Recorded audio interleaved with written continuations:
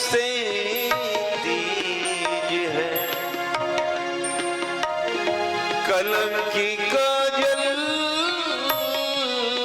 सी काली, क्रोध अगन से तेज है, कलम की काजल से काली।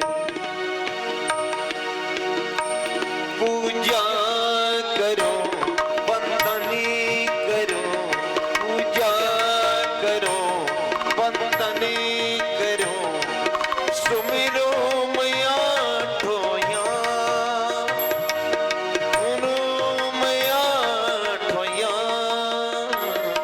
ऐसे है मेरे राम, ऐसे है मेरे राम, ऐसे है मेरे राम, ऐसे है मेरे राम, ऐसे है मेरे राम, ऐसे है मेरे राम, ऐसे है मेरे राम, ऐसे है मेरे राम।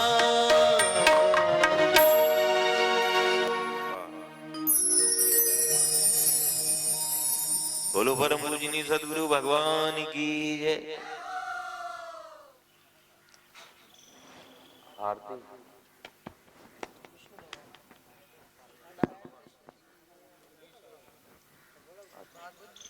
हाँ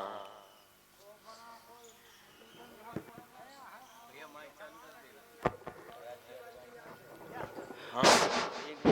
राधे राधे। दोनों की सेटिंग एक बराबर रखना।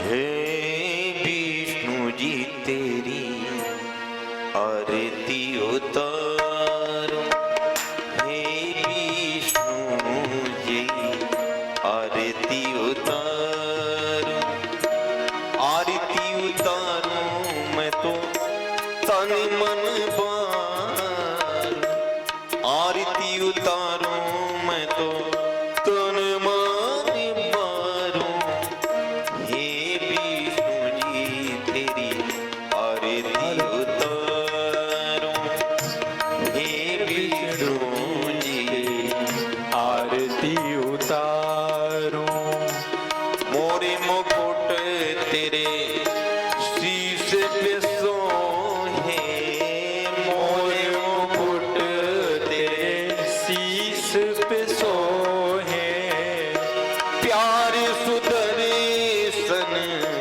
मेरा मन मोहे, प्यारो सुदर्शन मेरो मन मोहे, देख छवि बलि हारी में जाऊं, देख तेरी आरती उतारूं, चरणों से निकली है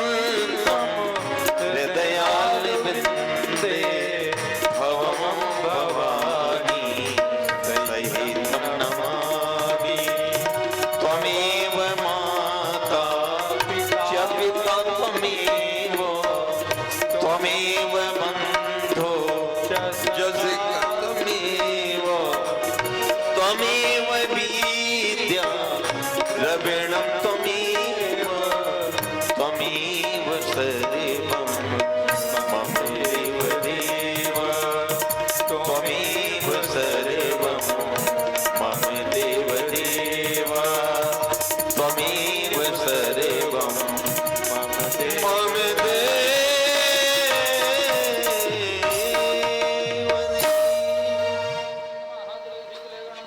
त्यो शांति रंदरे छगम शांति पृथ्वी शांति रापा शांति रोग दया शांति वनस्पति शांति विश्व देव शांति सर्वगुण शांति शांति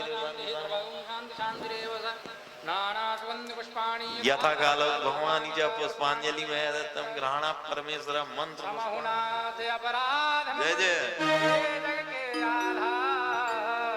पुष्पांजलि अर्पण करो नाथ करो स्वीकार सांगाय समर्पणः सुधा सादरं पुष्पांजलिं समर्पयामि बोली लक्ष्मी नारायण भगवान की जय प्राण पुरुषोत्तम भगवान की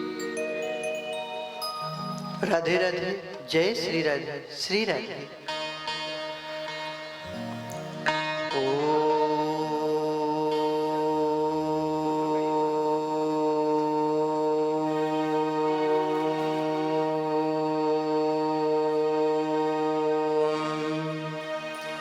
श्री परमात्मने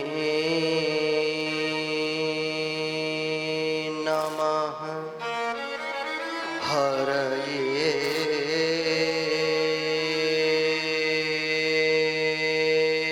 नमः। श्री गुरुचरण कमलेभ्यो नमः। श्री वैष्णवेभ्यो नमः।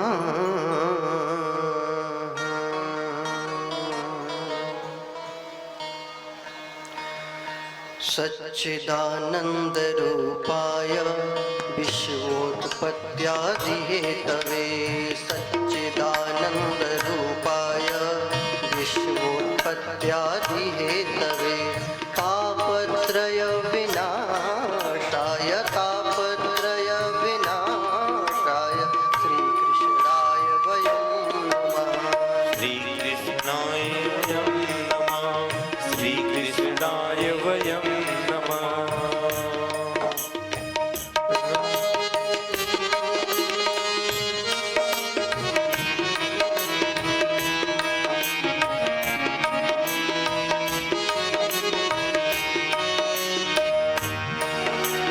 श्री श्याम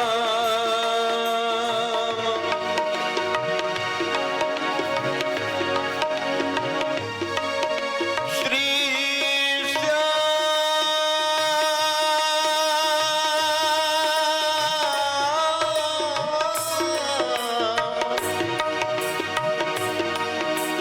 मेरे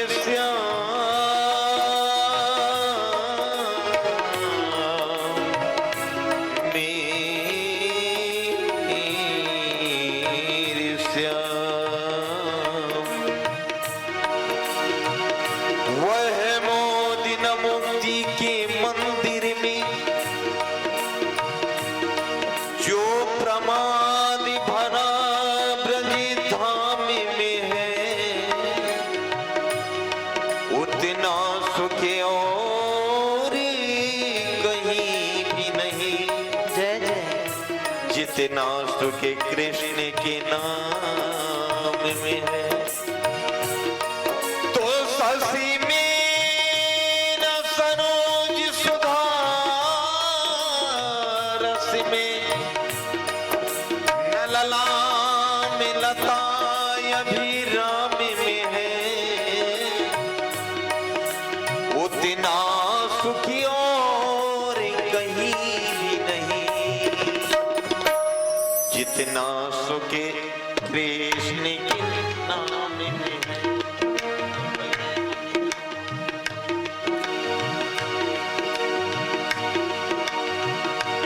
वृंदावन के वृक्ष को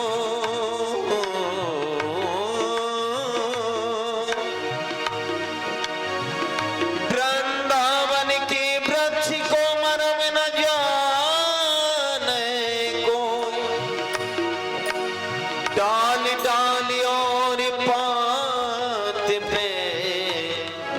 श्री राधे राधे हो।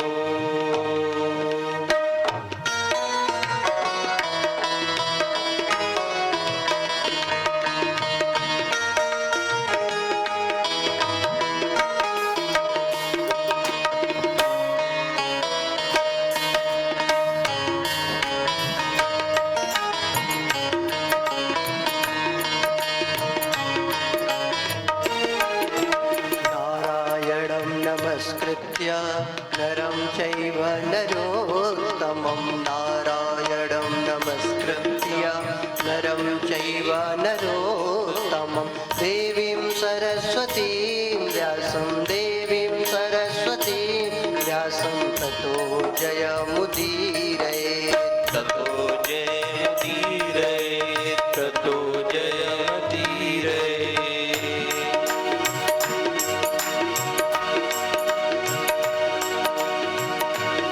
बांके बिहारी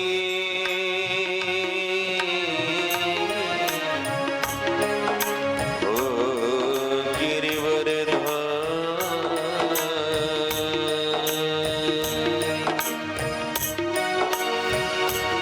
वो और की आस करे न करे, वो और की आस करे न करे, जिसे आस हरि नाम कहे, वो और की चाहे करे न करे, जिसे चाहे हरि नाम।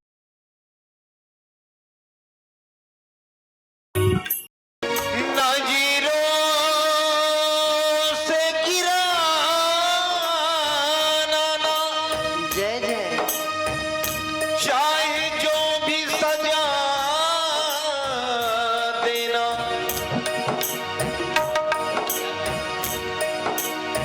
नजीरों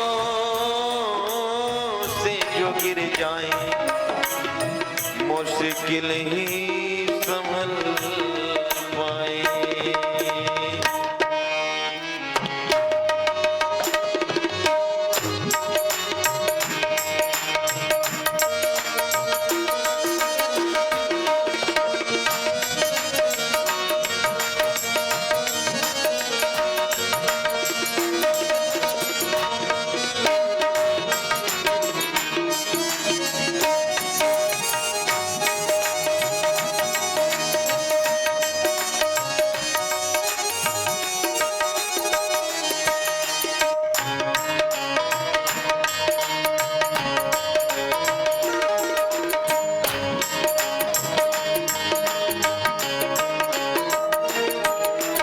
नाम संकीर्तनं यस्य सर्वपापप्रणाशनं नाम संकीर्तनं यस्य सर्वपापप्रणाशनं प्रणामो दुःखशमनः प्रणामो दुःखशमनः तं नमामि हरिं परं तं नमामि हरिं परं तं नमामि हरिं परं। क्षण भंगुर जीवन की कलिका, क्षण भंगुर जीवन की कलिका,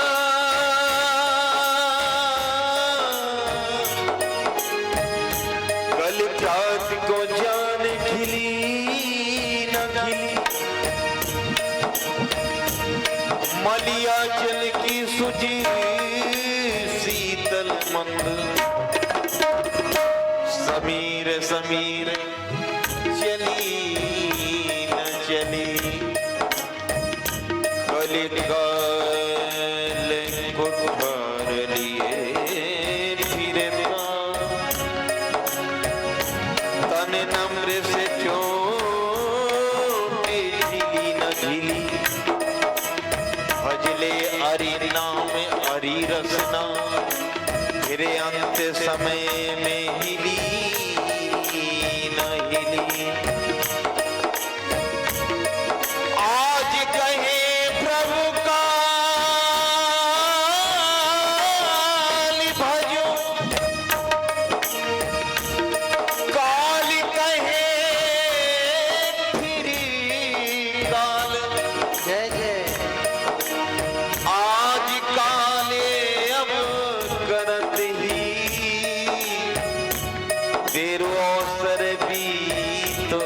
जा।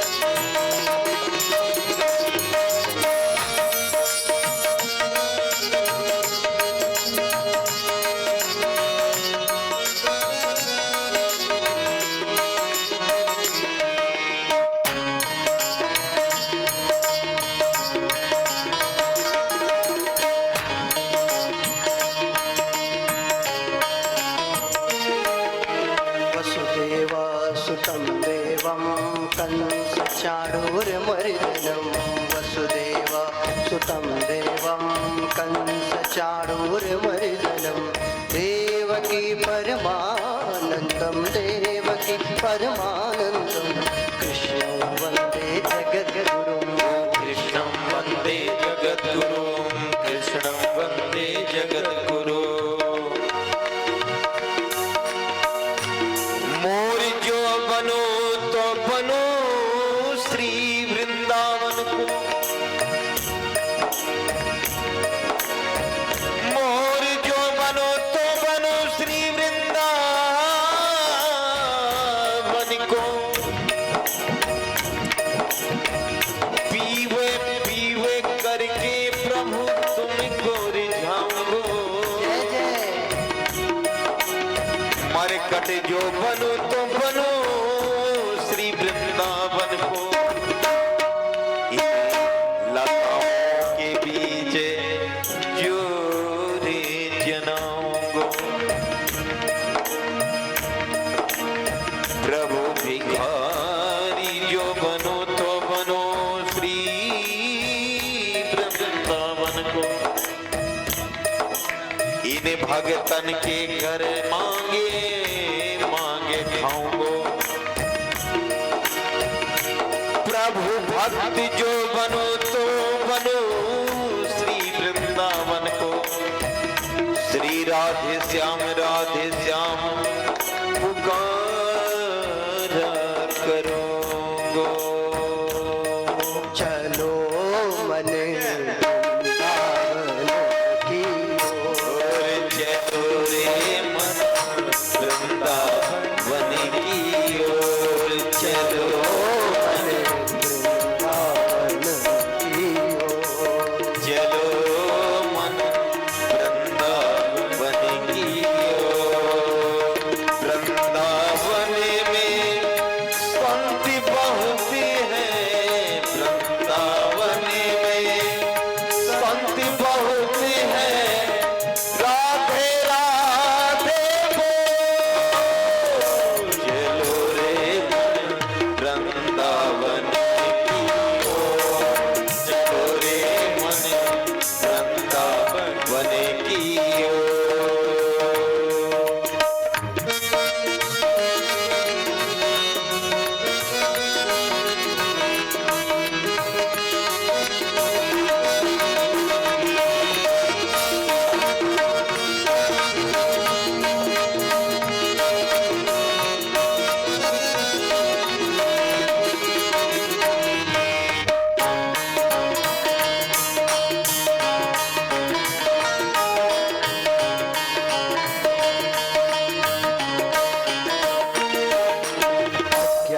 ज्ञानतिमिरान्धस्य ज्ञानाञ्जनशलाकया अज्ञानतिमिरान्धस्य ज्ञानाञ्जनशलाकया चक्षुरुन्मीलितं येन चक्षुरुन्मीलितं येन तस्मै श्रीगुरवे नमः। तस्मै श्री गुरुवे नमः। तस्मै श्री गुरुवे नमः।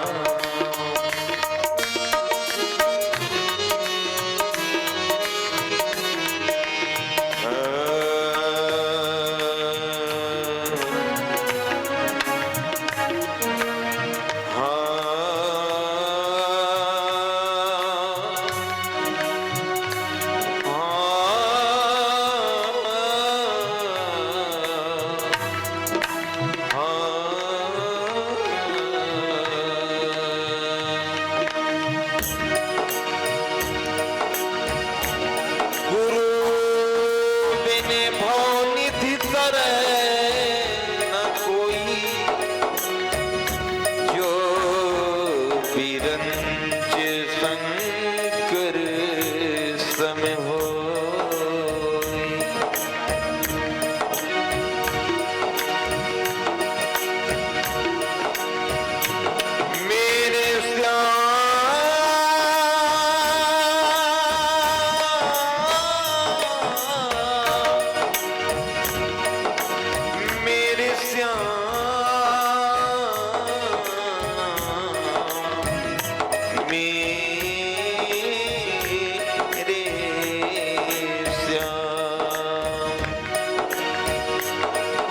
कुछ लोग हैं जो अपनी दौलत से नाज करते हैं, कुछ हैं जो अपने रूप पे नाज करते हैं। शुक्रिया है मुरली वाले जो हम तेरी रहमत पे नाज करते जय जय ना जी भर के देखा ना हरि ना जी भर के देखा ना कुछ बात की बड़ी अर्जू है मुलाकात की, ना जी अर्जू है मुलाकात की।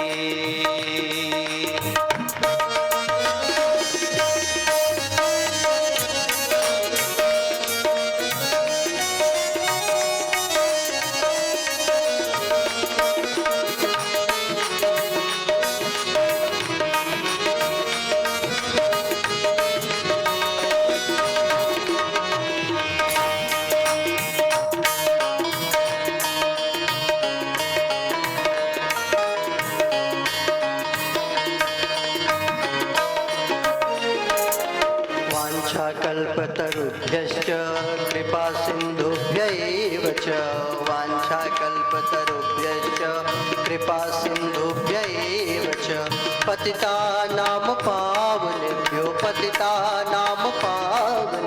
वैष्णवेभ्यो नमो नमः। वैष्णवेभ्यो नमो नमः। श्री वैष्णवेभ्यो नमो नमः।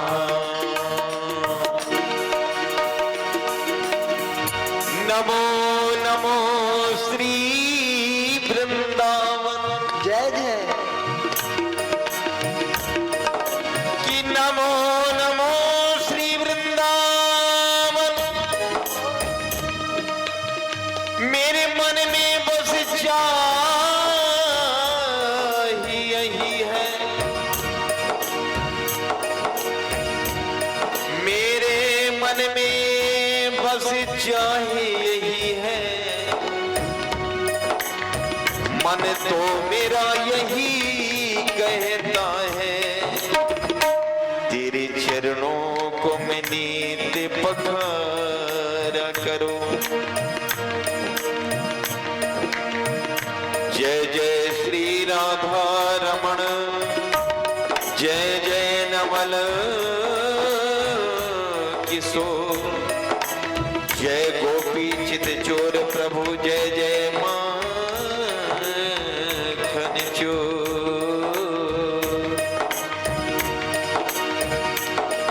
मेरे श्याम सुंदर, मेरे करुणा हो दयालु तुम,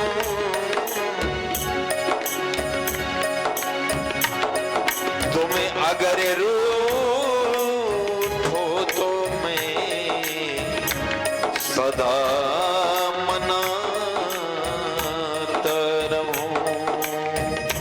राधे राधे की जप ले तू माला, मिलेंगे तो ही नंदलाला। राधे राधे की जप ले तू माला, मिलेंगे तो हे नंदन लाला। राधे राधे की जप ले तू माला, मिलेंगे तो हे नंदलाला।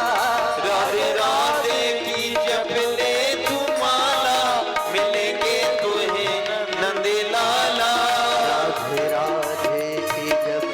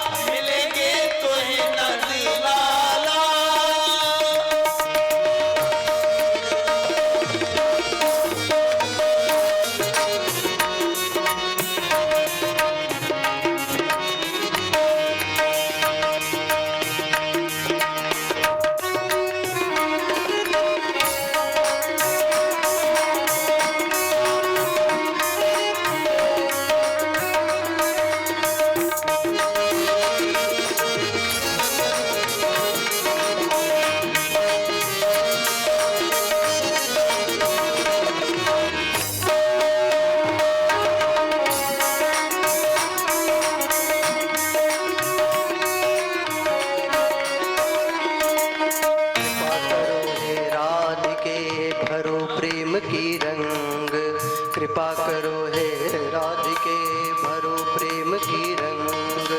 एक बार मोहि दरस दे, एक बार मोहि दरस दे, श्री मनमोहन के संग संग श्री मनमोहन के संग संग में, मनमोहन के संग संग।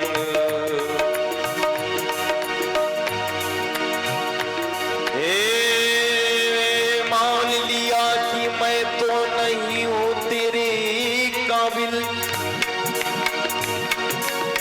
मान लिया कि मैं तो नहीं हूँ तेरे काबिल, मुझे अपने काबिल बनाना पड़ेगा,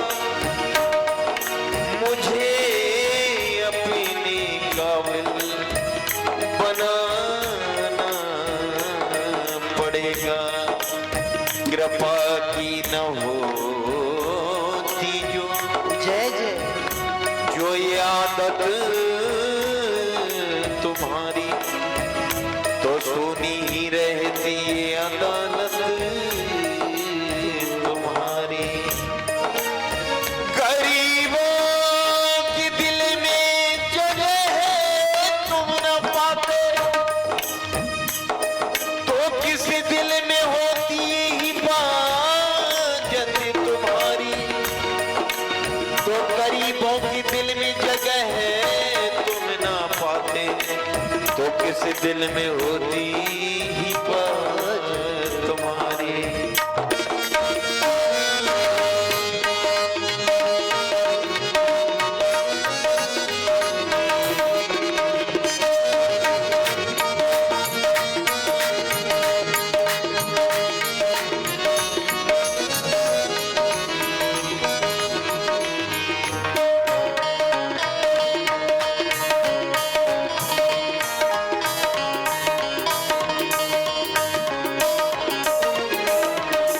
सदगुरु के पद कमल करता मन ही प्रणाम, निज सदगुरु के पद कमल करता मन ही प्रणाम। मैं सेवक हूँ पावरा, मैं सेवक हूँ पावरा, दाम दास श्रीकांत। दास श्रीकांत, रामदास श्रीकांत, रामदास श्रीकांत, रामदास श्रीकांत।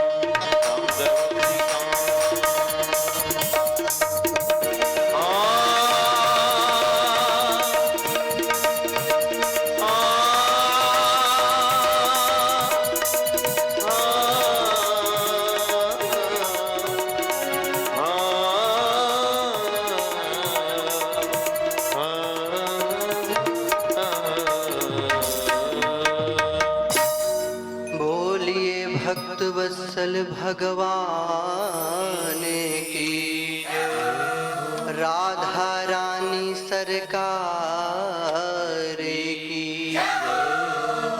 श्री विष्णु पुराण की, पराशर जी महाराज की, मैत्रेय जी महाराज की, जय हो। नारद जी महाराज की, जय हो। श्री हनुमान जी महाराज की, जय हो। शंकर भगवान की, जय हो। आदि शक्ति माता की, जय हो। बड़े देव बाबा की, जय हो। चारों धाम की, जय हो, चारों वेद की, जय हो, पंच कन्याओं की, जय हो, छहों शास्त्र की, जय हो, सप्तपुरियों की, सप्त ऋषियों की, सप्त चिरंजीवियों की, सप्त घृत मातृकाओं की, अष्ट वसुओं की, नवग्रहों की, 10 दिग्पालों की, एकादश रुद्रों की, जय द्वादश भागवतों की, जय हो 16 मातृकाओं की, जय 64 योगिनी की, जय हो गंगा मैया की, जय हो जमुना मैया की, जय हो सरस्वती माता की, जय हो प्रयागराज की, जय हो गौ माता की, जय हो धरती माता की, जय हो तुलसी माता की, जय हो श्री चित्रकूट धाम की, जय हो कामताना स्वामी की, जय हो 24 अवतार की, जय हो जगत गुरु श्री रामानंदाचार्य भगवान की, जय हो श्री संप्रदाय की, जय हो 52 द्वारे की, जय हो दिगंबर अखाड़े की, जय हो सब संतन की, जय हो सब भक्तन की, जय हो श्री सद्गुरुदेव भगवान की, जय हो जय जय श्री राधे, जय जय श्री राधे, जय जय श्री राधे श्याम। नमः पार्वती पतये, हर हर महादेव। प्यारे पावन पुनीत भगवत कथा रस रसिक श्रद्धालु भक्त वृंद, श्रद्धा एवं ममतामयी माताएं, महासती अनुसुईया, द्रौपदी, सत्यवती, सावित्री इत्यादि आदर्श नारियों के पद चिन्हों पर चलने वाली बहनें एवं ध्रुव तथा प्रहलाद जैसे बच्चे, ठाकुर जी की भुवन पावनी गाथा श्री विष्णु पुराण के श्रवण लाभ प्राप्त करने का आज सुअवसर प्राप्त हुआ है। उसका प्रथम दिवस है। 18 पुराण हैं, 18 उप पुराण हैं और उन पुराणों में प्रायः भगवान नारायण की चर्चा है।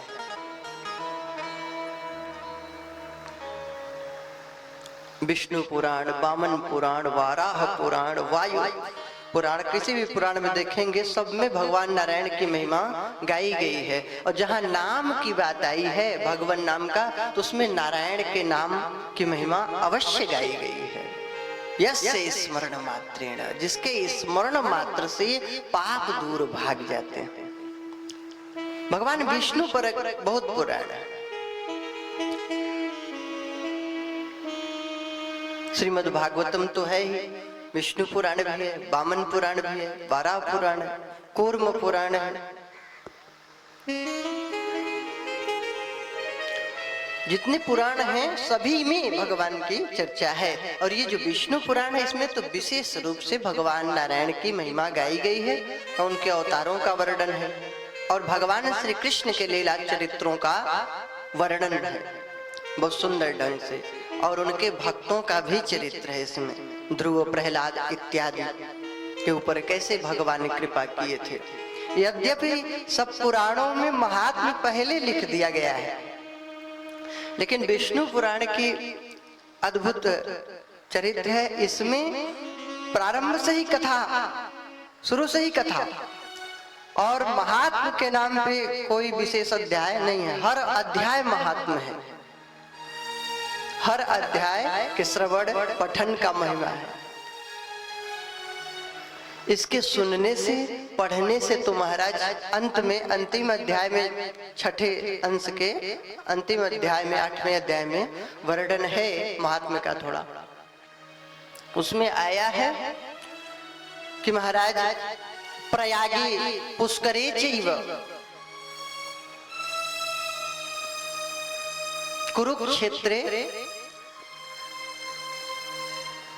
महार्णव, प्रयाग में जाकर के आप उपवास करिए। कृतोपवासः प्राप्नोति तदस्य जो फल वहां पे उपवास करके ध्यान पूजन करके प्राप्त होता है, कहां कहां? प्रयाग में, पुष्कर में, कुरुक्षेत्र में, और अरडो किसको बोलते हैं? समुद्र को। तो समुद्र देव के पूजन से, उनके निकट उपवास करके तप भजन करने से प्राप्त होता है, वही फल कृतोपवास प्राप्त होती। जो उपवास करके निकटता में फल प्राप्त होता है, वही फल केवल भगवान विष्णु के पुराण के कथा को श्रवण लाभ प्राप्त करने से ही मिल जाता है। ये है इसकी बहुत बड़ी महिमा, क्या सुनने मात्र से। और जब उनकी लीला चरित्रों का कोई गायन करे, चिंतन करे, तो उसकी मुक्ति में और कल्याण में क्या संदेह। भागवत के तो 12 स्कंद के 13वें अध्याय के अंतिम श्लोक में है, नाम संकीर्तनम यस्य सर्व पाप प्रणाशनम प्रणामो दुख समनः तम नमामि हरिम परम। भगवान नारायण कैसे हैं, इनकी महिमा कैसे कि जिनके स्मरण मात्र से, नाम का स्मरण, नाम के उच्चारण करने से, नाम का संकीर्तन करने से, स्मरण तो अकेले भी कर सकते हो, चिंतन भी कर सकते हो, एकांत में कीर्तन भी अकेले कर सकते हो, लेकिन संकीर्तन विशेष रूप से प्रेम भाव में निमग्न होकर के भगवान नाम का बार बार उच्चारण करना, यह है संकीर्तन। सबके साथ जो करते हो भी संकीर्तन है, लेकिन विशेष रूप से हरि के साथ होकर के, उनके चिंतन में निमग्न होकर, लीन होकर तब कीर्तन करते हैं, जब तब उसका फल विशेष मिलता है। नाम संकीर्तनम यस्य सर्व पाप प्रणाशनम, जिनके नाम का संकीर्तन सब पापों को प्रणाशनम, नाशनम नहीं लिखा है, प्रणाशनम उपसर्ग लग गया है। और जब किसी में उपसर्ग लगा दिया जाता है तो उसमें विशेष अर्थ प्रकट हो जाता है। परपरा, अपसम, निस्निर, ये सब जो उपसर्ग है, ये सब अगर लग गए तो विशेष अर्थ प्रकट हो जाता है कि विशेष रूप से पापों का नाश करने वाला है। फिर आपके पाप समूह नहीं रह पाते भगवान नाम के स्मरण से, लेकिन श्रद्धा पूर्वक होना चाहिए। संकीर्तनम, भगवान नाम का उच्चारण बार बार कर रहे हैं, श्रद्धा पूर्वक, भक्ति पूर्वक, प्रेमा युक्त, प्रेम भाव में निमग्न होके। कैसे? तो जैसे गोस्वामी जी ने लिखा है, क्या? कामी नारी पियारी जिमी, लोभी प्रिय जिमी दाम। कामी नारी पियारी जिमी, लोभी प्रिय जिमी दाम। तिम रघुनाथ निरंतर प्रिय लागहु मोहि राम, प्रिय लागहु मोहि राम, प्रिय लागो मोहि राम। तो जैसे कामी व्यक्ति होता है, उसको स्त्री के ऊपर आसक्ति हो जाती है, उसी का चिंतन करते रहता है और सब कुछ भूल जाता है, खोया सा रहता है।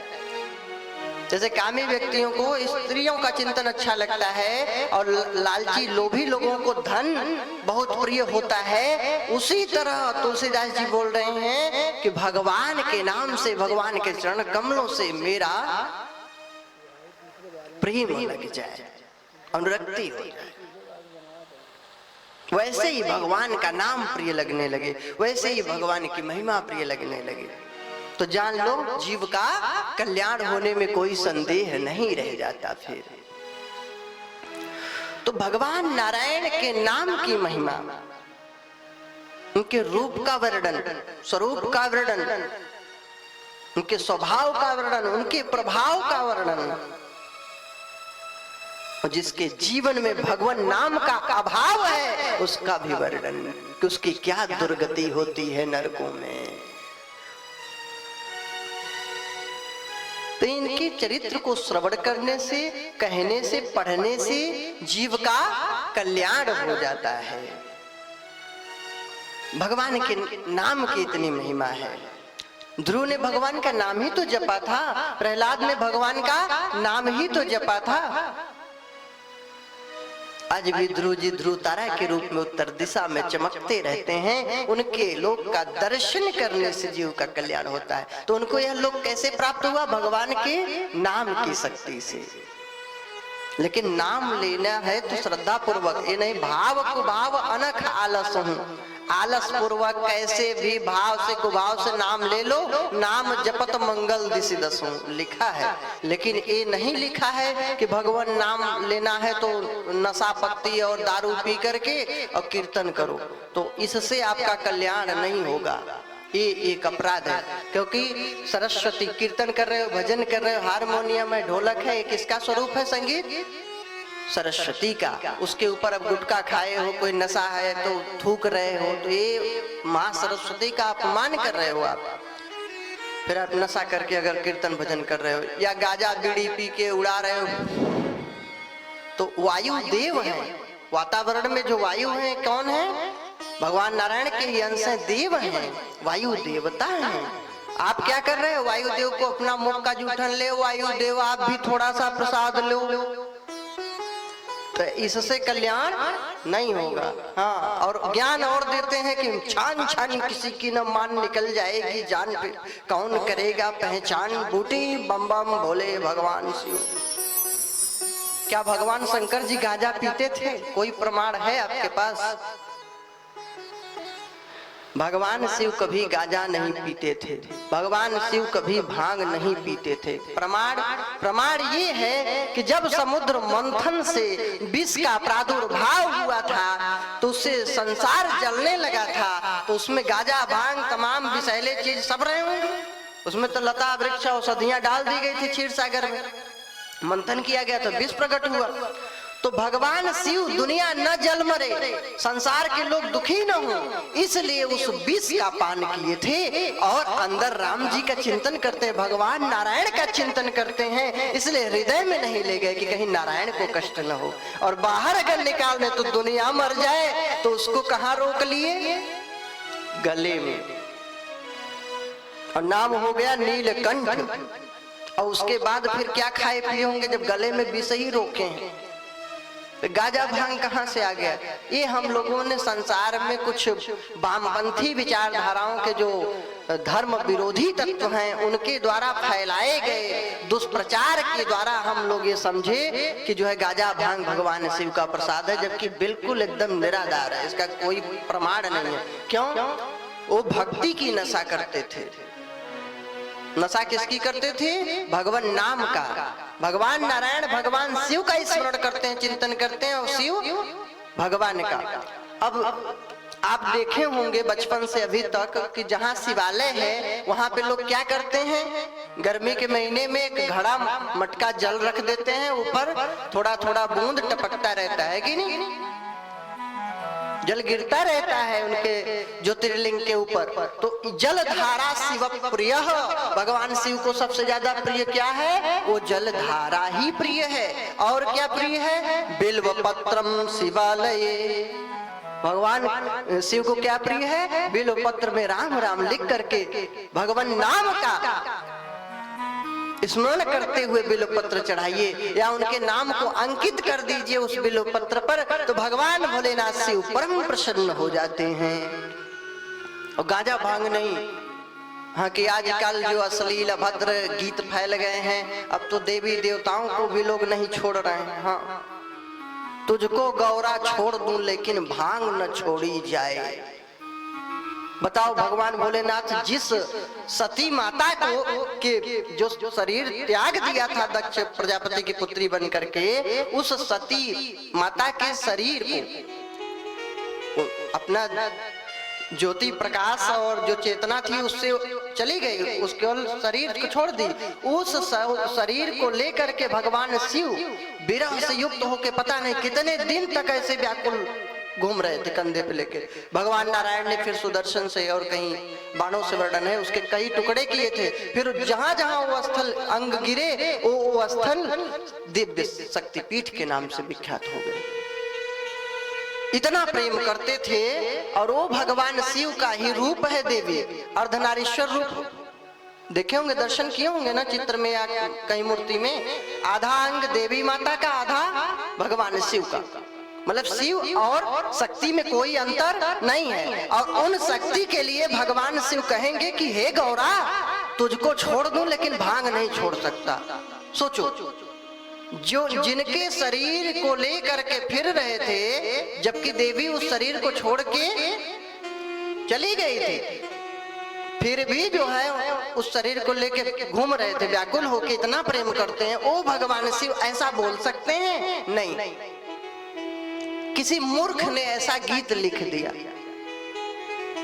जो धर्म विरोधी था अथवा बेवकूफ था, जिसको मतलब धर्म से कोई लेना देना नहीं था, तो ये लिख दिया। और गौरा पार्वती का भजन बना दिए, हाँ, कि प्रभु भोला भांग तुम्हारी, मैं तो घोटत घोटत हारी। बताओ, ये कोई गीत है? जो सती माता भगवान शिव के अपमान मात्र से शरीर का त्याग कर सकती हैं, वो सती माता ऐसा बोलेंगी? भगवान की सेवा में, चरण कमलों में निरंतर एकदम युक्त रहती हैं माता पार्वती। सती नाम ऐसे थोड़ी हुआ था। तो माता के लिए ऐसे अभद्र गीत न तो सुनना चाहिए न तो लिखना चाहिए। तो ऐसे ही नशा पत्ती हम लोग कर रहे हैं और धर्म को बदनाम कर रहे हैं कि शंकर जी की बूटी, फर्जी फालतू, जानते उनते कुछ नहीं है। भगवान शिव जो है कान में जो है कुंडल की जगह बिच्छू पहने, ये भी प्रसाद एकाक लगा लो। सांप लटकाए घूम रहे हैं, तुम भी एक सांप लटका लो। गंगा को धारण किए, तुम एक मटका जल ही धारण कर लो, प्रसाद है। वो धतूर भांग सब खाए तो वो तो विष को लिए थे दुनिया की रक्षा के लिए, कि जितने विष हैं, अमंगल चीजें हैं, सब मैं स्वीकार करता हूं जिससे संसार का मंगल हो जाए। लेकिन संसार के लोग फिर भी अपना मंगल नहीं कराना चाहते, तो इसलिए ये सब धारण किए थे। तो हम उनकी तुलना नहीं कर सकते, वे भगवान हैं। उनके प्रसाद को हम ग्रहण नहीं कर पाएंगे। वो जो विष वाले हैं, सांप और बिच्छू वाले, उनके लिए बढ़िया सुंदर प्रसाद भोग लगाइए भगवान को जो प्रिय है। भांग गाजा का प्रसाद नहीं, बिल्व पत्र चढ़ाइए और सुंदर बढ़िया जल, दूध अर्पण करिए, बहुत प्रसन्न होंगे। तो ऐसी मानसिकता न लाएं, वो बुराइयों को छोड़ें, और नहीं छोड़ पाए तो भगवान के ऊपर न मढ़ें कि ये भगवान की प्रसाद है। ये सब निरर्थक चीजें हैं। तो इस पुराण में आइए, इसमें भगवान के नाम की महिमा, उनके रूप का वर्णन किया गया है। जो यज्ञ इत्यादि करने से नित्य यज्ञ करिए 1 वर्ष पर्यंत, तो जो फल मिले वो महाराज केवल एक बार श्रवण मात्र से वो फल मिल जाता है। लेकिन श्रद्धा पूर्वक सुनने का नियम है। ऐसे नहीं कि कैसे भी सुनो, कभी सो रहे हो कभी पैर ऐसे, विधान पूर्वक। जैसे पूरे दिन 7 दिन तक चले कथा, तो 7 दिन पूरा नियम पूर्वक सुनो। जितने दिन की कथा हो, ऐसा कोई नियम नहीं शास्त्रों को कि इतने दिन में सुनना है, जितना समय। भागवत में तो साफ लिखा, दिना नाम नियमो नास्ति, दिनों का कोई नियम नहीं। देवी भागवत में भी है, मासा नाम नियमो नात्र, दिना नाम नियमो पिना। दिन महीनों का नियम नहीं, ये आपके श्रद्धा के ऊपर है, कितना दिन सुन सकते हैं। इस जो बनाया गया नियम किस लिए कि अधिक दिनों तक ये कलयुग का प्राणी सत्येन ब्रह्मचर्येण सर्वदा श्रवणम मतम, सत्य पूर्वक ब्रह्मचर्य पूर्वक नियम पूर्वक ये कलयुग का प्राणी अधिक दिनों तक करने में असमर्थ होगा। इसलिए नियम बनाया गया कि कुछ दिनों तक तो संयम नियम पवित्रता से विशेष रूप से रहा जा सकता है। इसलिए नियम बनाया गया कि भूमि पे शयन करें, पत्तल में भोजन ग्रहण करें, जैसे केले का पत्ता है या शुद्ध थाली हो। ये डिस्पोजल वाला नहीं समझ लेना, ये पत्ता नहीं है। इसके जगह पत्ता तो सबसे उत्तम रहता है, उससे खाद भी बन जाता है और प्रकृति का जो दोहन कर रहे हैं लोग, शोषण कर रहे हैं, वो शोषण भी नहीं होगा, पर्यावरण शुद्ध बना रहता है। सत्य बोले, निंदा चुगली से बचें। जो त्रिकाल संध्या करने वाले, वेद शास्त्र के अनुकूल चलने वाले ब्राह्मण हैं, उनकी निंदा न करें, गुरुजनों की निंदा न करें, स्त्रियों की निंदा न करें, राजा की निंदा न करें, राजनीति और ये सब की निंदा स्तुति न करें, ये सबसे बचें। और ऐसे भोजन न ग्रहण करें जो गरिष्ठ हो, पचने में दिक्कत हो, बैठने में दिक्कत हो। या तो फलाहार रहें, दूध पी के रहें, अथवा आप जो है भोजन भी कर सकते हैं, लेकिन इतना करिए जिससे बैठने में दिक्कत न हो। तो भोजनम तो ब्रह्मण्य कथा श्रवण कार्यक्रम, भोजन श्रेष्ठ है, कथा जो सुनने में मन लगे तो। और उपवास कर लिए, पेट पे ही ध्यान जा रहा है तो वह उपवास बेकार है। नो उपवासो बरह प्रोक्त कथा विघ्न करो यदि, वह उपवास बेकार है अगर कथा में विघ्न उत्पन्न होता है तो। भैया 4 बार खा लो, लेकिन भगवान की कथा अवश्य सुनो। लेकिन उसमें तामसी चीजें, बासी है, सड़ा गला है, दूषित है, और लहसुन प्याज और मांसाहारी, ये सब भोजन का त्याग कर देना चाहिए, अपवित्र चीजों का, दुर्गंध युक्त वस्तुओं का। फिर कथा को शालीनता से श्रद्धा पूर्वक सुने। देखिए भागवत जी जब कथा सुनाए थे गोकर्ण जी धुंधकारी को, तो धुंधकारी को लेने के लिए विमान आया था, भगवान के पार्षद आए थे विमान से। किसको लेने के लिए? धुंधकारी भूत को। तो गोकर्ण जी पूछे कि अरे देवताओं, पार्षदों, ये बताओ इतने श्रोता मेरे हैं यहाँ पे, श्रोतारो मम निर्मला, इतने निर्मल श्रोता हैं मेरे, इतने बहुत से, इनके लिए विमान नहीं आया, तो इस भूत के लिए क्यों? तो बड़ा ही सुंदर उत्तर दिया है भगवान नारायण के पार्षदों ने बतलाया है कि श्रवणम तो कृतम सर्वैः न तथा मननम कृतम।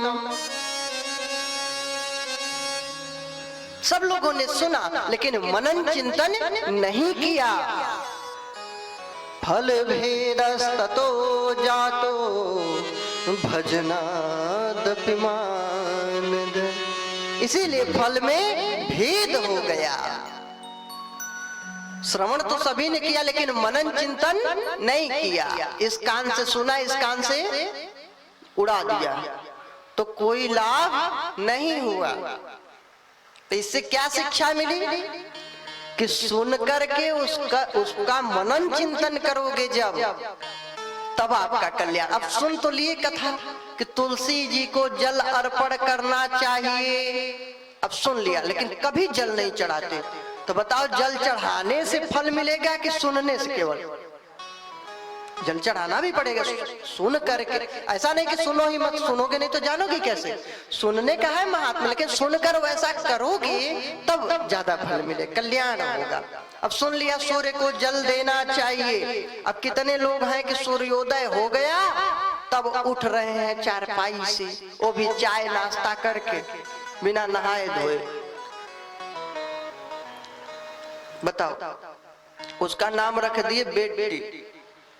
बिस्तर की उठते ही न चाय नहीं पिएंगे तो पेट ही नहीं साफ होता। पहले प्रातः काल उठ करके लोग भगवान हरि का स्मरण करते थे। कराग्रे वस्ते लक्ष्मी ही कर मध्य सरस्वती कर मूले स्थितो ब्रह्मा प्रभाते कर दर्शन। लेकिन अब महाराज कराग्रे वस्ते बीड़ी, हाँ,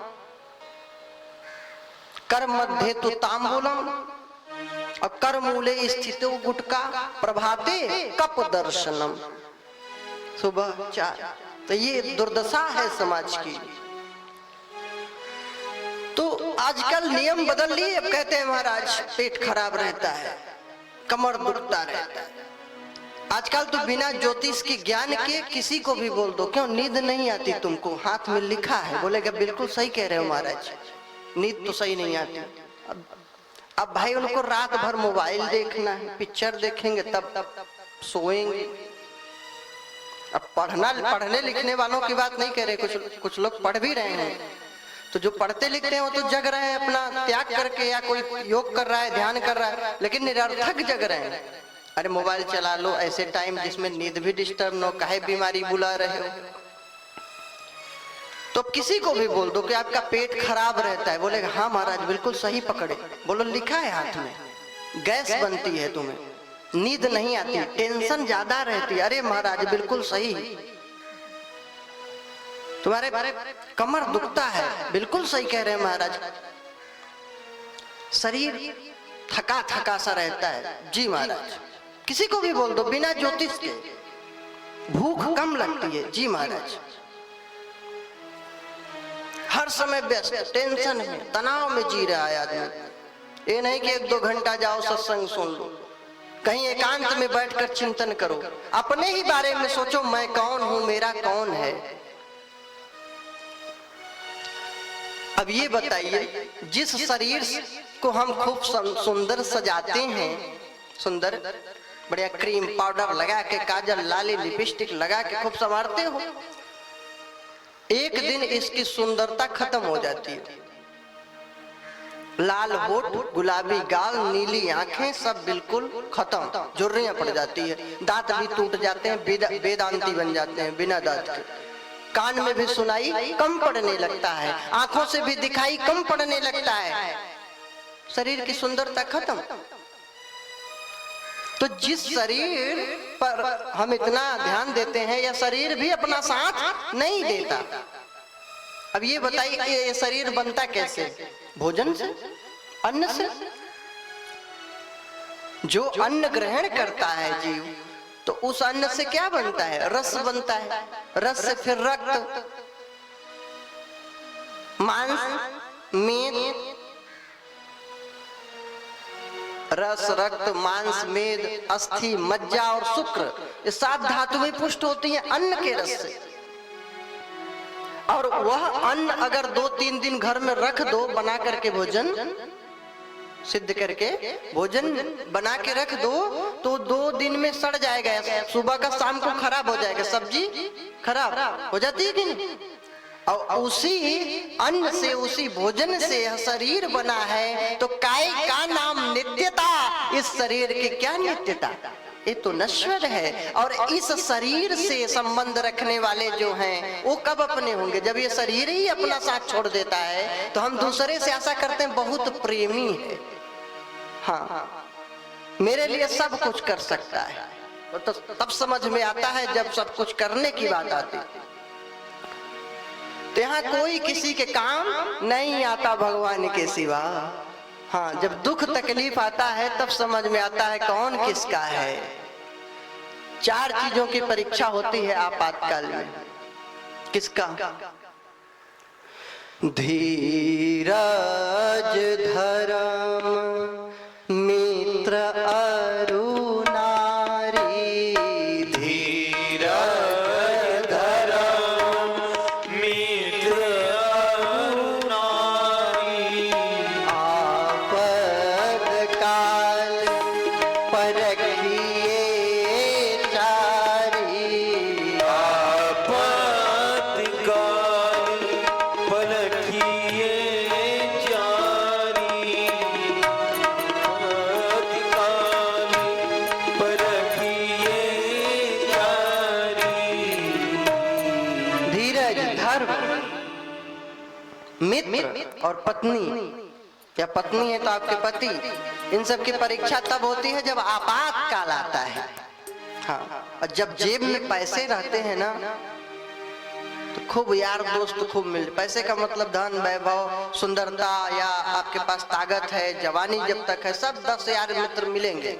अब बुढ़ापे में कोई काम नहीं आता कि 1 गिलास पानी दे दे ना। तो सब साथी कब तक हैं? जब तक अपने पास धन वैभव है, सुख संपत्ति। और जैसे ही वो खत्म तब सब खत्म। उसमें फिर वही निकट आते हैं जो वास्तव में आपके हितैषी हैं। नहीं, कोई नहीं आता। मात पिता भ्राता सब कोई, मात पिता भ्राता सब कोई, संकट में पूछत नहीं कोई, संकट में पूछत नहीं कोई, मात पिता तो संकट में पता चलता है कि कौन किसका अपना हितैषी है। उस समय परीक्षा हो जाता है धीरज, धर्म, पत्नी, पति, मित्र सबकी, कि कौन कितना किससे प्रेम करता है। महाराज, संसार के लोग अपने काम नहीं आने वाले। अभी सोचो कि दुख सुनाने लगो संसार को ना, तो एक से दूसरे को सुनाएंगे, आपकी हंसी उड़ाएंगे। और भगवान से जब सुनाओ महाराज, गुरुजनों से, माता पिता से, भगवान से अगर दुख सुना दो महाराज, तो भगवान उसके दुख को दूर करने का उपाय करते हैं, कृपा करते हैं। संसार के लोग उपहास उड़ाते हैं। देखे देखो, बड़ा बन रहा था, भोग रहा। तो भगवान की महिमा गाई गई है इस पुराण में। भगवान से जुड़िए। इसमें प्रारंभ में प्रथम अंश के प्रथम अध्याय में ही कथा प्रारंभ कर दी गई है। प्रश्नों से शुरुआत किया गया है। पराशर जी और मैत्रेय ऋषि के माध्यम से कथा का प्रारंभ किया गया। पराशर जी कौन है पता है? वेद व्यास जी के पिताश्री और वशिष्ठ जी के पोते। वशिष्ठ जी ब्रह्मा जी के पुत्र, वशिष्ठ जी के पुत्र शक्ति जी, और शक्ति जी के पुत्र हुए पराशर जी, इनके पुत्र व्यास जी, इनके पुत्र सुखदेव जी। पराशर जी और मैत्रेय जी आपस में वार्तालाप हो रही है। तो पराशर जी से मैत्रेय ऋषि ने प्रश्न किया है सृष्टि के विषय में, कि सृष्टि की उत्पत्ति कैसे होती है, कैसे इसका पालन पोषण होता है, कैसे सृष्टि नष्ट हो जाती है, प्रलय कैसे होते हैं, कितने प्रकार के होते हैं, कल्प क्या है, मनवंतर क्या है, युग क्या है, आयु कितनी है देवताओं की, ब्रह्मा की, ये सब की, इस सब का वर्णन सुनना चाहते हैं गुरुदेव। पराशर जी से निवेदन किया है। इसमें खगोल, भूगोल, ज्योतिष और भगवान नारायण के चरित्रों से ओतप्रोत कथाओं का वर्णन है, भक्तों का वर्णन।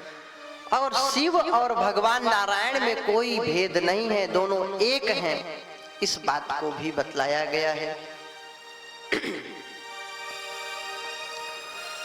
बतलाने लगे पराशर जी मैत्रेय जी से।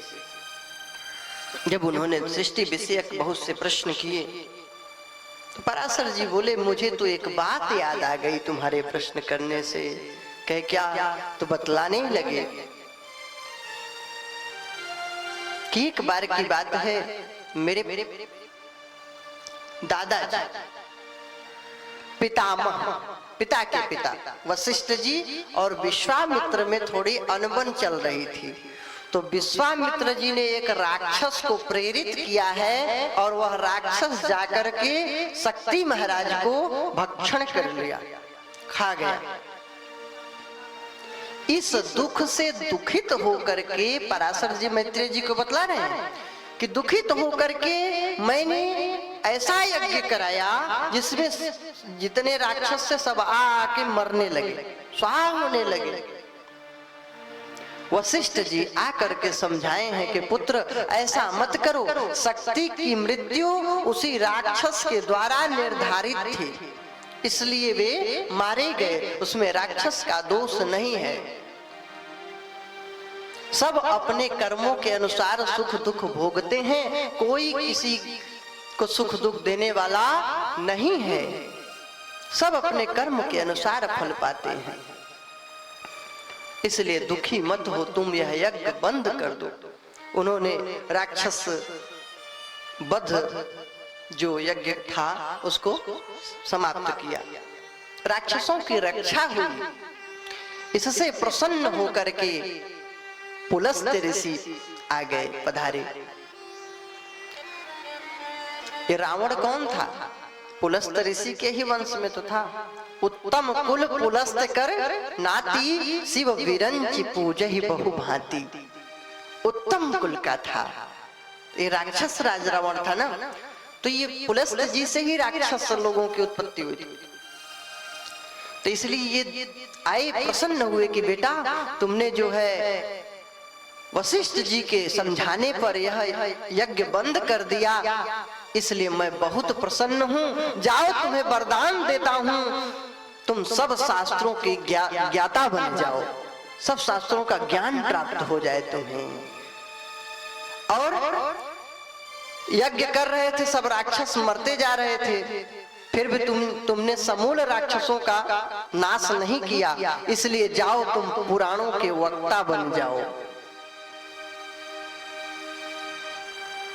और तुम सब इस लोक में सुख वैभव प्राप्त करो और परलोक संबंधित ज्ञान भी प्राप्त करो, तो लोक सुखी परलोक सुखी दोनों तुम्हारा उत्तम हो जाए। निवृत्ति और प्रवृत्ति दोनों मार्गों का ज्ञान तुम्हें प्राप्त हो जाए। तो बोले पराशर जी प्रणाम किए, वे अपने लोक को चले गए।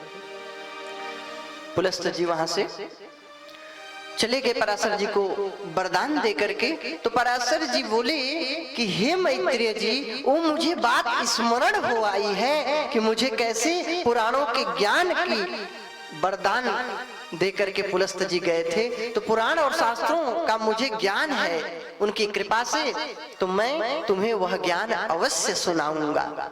एक बार ऐसा ही प्रश्न दक्ष इत्यादि मुनियों के मध्य चला था। फिर उनसे पुरुकुत्स जी प्राप्त किए थे वह ज्ञान। नर्मदा तट पे वो लोग विराजमान थे, तो पुरुकुत्स को वह ज्ञान दिया और पुरुकुत्स से फिर जो है सारस्वत ने प्राप्त किया, सारस्वत से जो है पुनः पराशर जी ने प्राप्त किया था। ऐसा उन्होंने बतलाया है पराशर जी ने मैत्रेय को। तो वही ज्ञान बोले मैं तुम्हें दे रहा हूं। कौन सा ज्ञान? सृष्टि विषयक जो प्रश्न किए थे कि कैसे सृष्टि बन गई, सूर्य चंद्र तारे ग्रह नक्षत्र धरती पेड़ पौधे जीव जंतु आदमी स्त्री पुरुष ये सब कैसे बन गए, सब अलग अलग। पूरे संसार में इतने लोग हैं लेकिन एक जैसा दूसरा चेहरा नहीं दिखता। दिखता है क्या?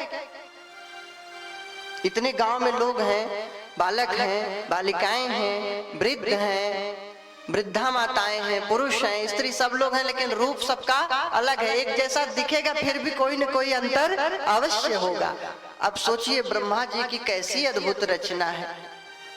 अभी हम लोग निर्माण करते हैं घर का और गाड़ी का, तो महाराज एक जैसे बना देते हैं और निर्माण करते हैं, फिर भी उससे लेटेस्ट आ जाता है।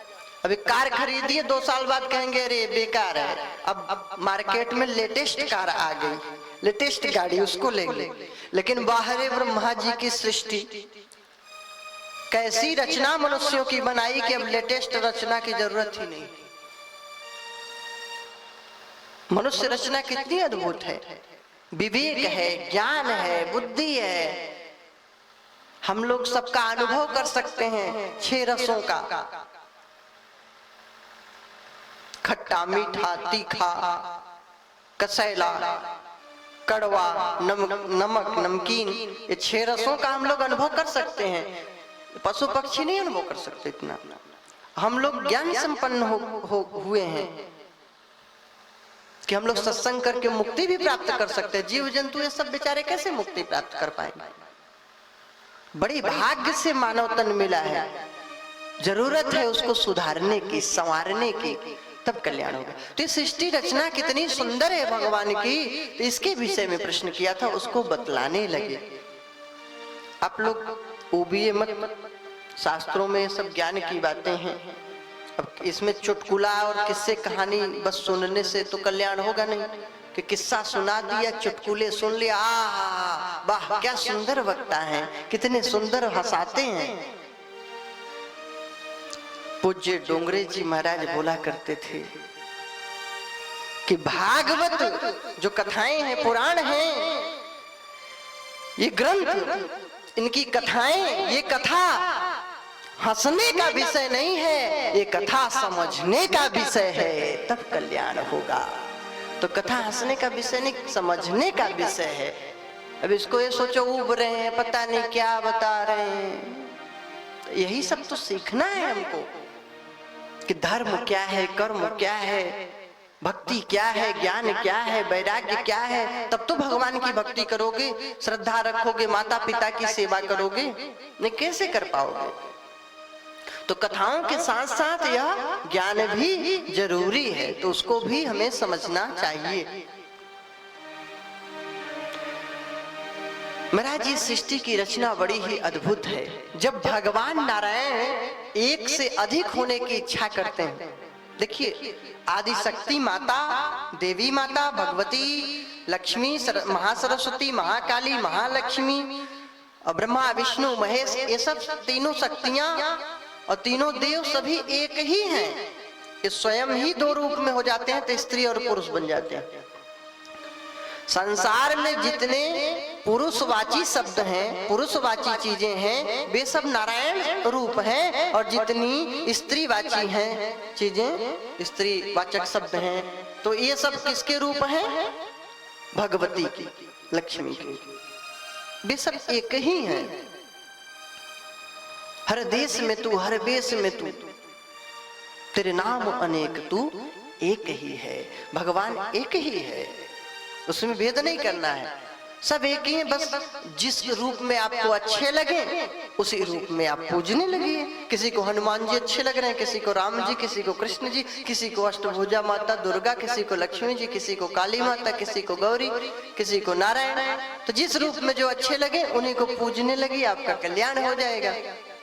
तो महाराज भगवान जब एक से अधिक होने की इच्छा करते हैं, लीला करते हैं, तो अपने को ही दो रूपों में विभक्त कर देते हैं। एक भाग हो जाता है पुरुष और एक भाग स्त्री, जिसको बोलते हैं मूल प्रकृति, सूक्ष्म प्रकृति।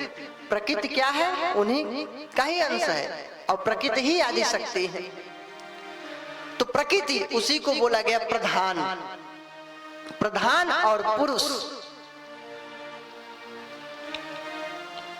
और भगवान जो परम ब्रह्म परमेश्वर हैं, वे ही काल रूप हो जाते हैं। काल समय दोनों प्रकृति अर्थात प्रधान और पुरुष को संयुक्त और वियुक्त करने वाला कौन है? काल समय। वही प्रकृति और पुरुष को एकीकृत कर देता है, तो वे परम ब्रह्म स्वरूप वाले हो जाते हैं, और दोनों अलग अलग हो जाते हैं। तो मूल प्रकृति और पुरुष रूप में हो जाते हैं आदि पुरुष नारायण, एक काल की प्रेरणा से। और काल कौन है? वही भगवान विष्णु का स्वरूप है, वे ही नारायण है। ये समय भी किसका रूप है? नारायण का। हाँ, ये समय चक्र चल रहा है, और ये समय रूपी चक्र सबको नष्ट कर रहा है। एक एक दिन हमारे जीवन से घटता जा रहा है। कभी हम बालक थे, युवक हो गए, तरुण हो गए, फिर धीरे धीरे वृद्ध होने लगे, और फिर ये शरीर पूरा हो गया और हमारी आत्मा परमात्मा में विलीन हो गई। ऐसा नहीं है कि आज ही बाल झड़ गए, आज ही बाल पक गए ना, रोज पक रहा है, दिख नहीं रहा है। जैसे दीवार में रोज वर्ष में एक बार पेंट और रंग कराते हो, लेकिन एक वर्ष बाद फीका दिखने लगता है। तो क्या एक वर्ष बाद फीका हुआ? क्या नहीं, वो फीका रोज हो रहा है, लेकिन थोड़ा थोड़ा वो पता नहीं चल रहा है, अचानक से दिखता है। उसी तरह हमको पता नहीं चलता, जीवन धीरे धीरे पार होता रहता है, अचानक से लगता है बाल पक गए, आंखों से दिख नहीं रहा है, कानों से सुनाई नहीं पड़ रहा है। रोज का रोज ये समय रूपी काल चक्र सबको खाता जा रहा है, सबको समाप्त करता जा रहा है। ये किसका रूप है? भगवान नारायण का।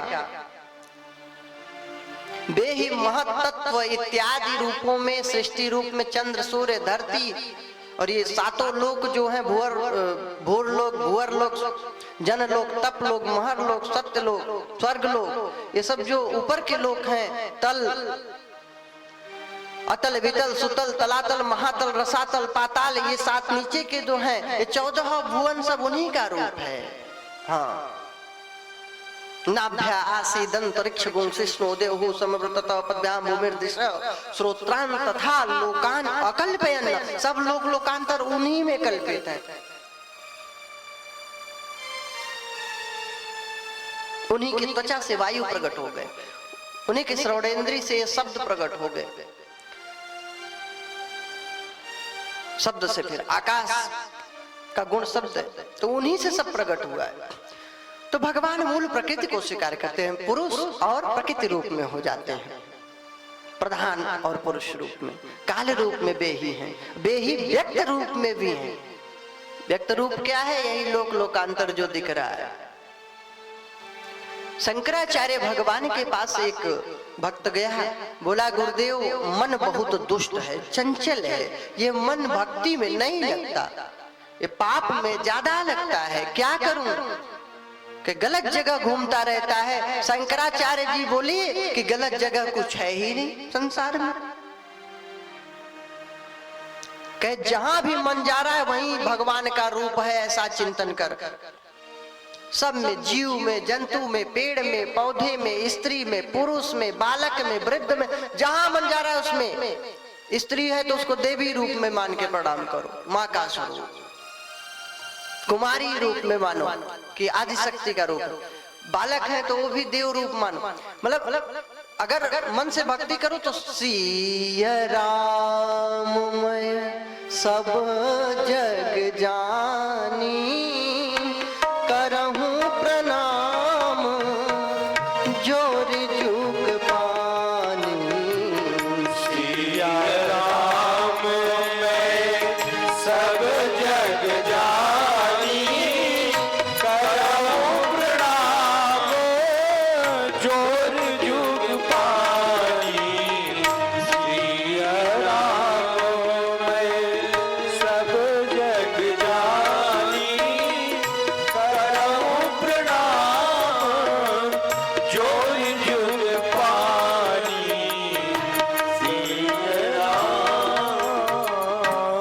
तो जहां जहां मन जा रहा है, शंकराचार्य भगवान बोले यत्र यत्र मनोयाति ब्रह्मणस् तद्दर्शनम। जहां जहां तेरा मन जा रहा है पगले, वही भगवान का दर्शन कर, वही ब्रह्म का दर्शन कर, तेरा कल्याण हो जाएगा। तो सी राम मैं सब जग जाने, इसीलिए गोस्वामी जी लिखे करहु प्रणाम जोर जुग पानी। जो कुछ दिखाई दे रहा है सब ब्रह्म का स्वरूप है, नारायण का स्वरूप है, उन्हीं के अंगों में सब कल्पित है। पाताल चरण है, नाभि प्रदेश, ये धरती लोक है, ऊपर के लोग सब स्वर्ग इत्यादि लोक हैं।